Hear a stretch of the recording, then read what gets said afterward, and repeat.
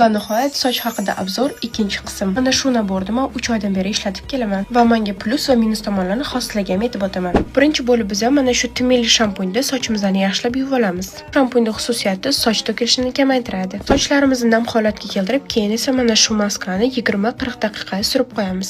Bu qalampirli maska bo'lib, men уже buni bittasini tugatdim va albatta yana yangisini zakaz qildim. Chunki o'zingizlar ko'rishingiz mumkin, menda уже такой juda ko'p mayda sochlar o'sib chiqqan. Keyingi etap maskani 20-40 daqiqa ushlab turgandan keyin iliq suvda yaxshilab yuvib tashlaymiz va ketidan maskani mana shu shampunda 2 marta yaxshilab boshimizni ishqalab yuvib tashlaymiz.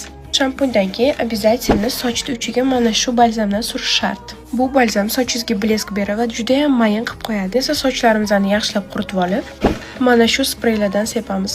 Bu spreyim tugadi, bu ikkinchisi. Bu spreylar bizga sochlarimizni yanada mayin qilib, blesk berib va eng muhimi tarashga oson.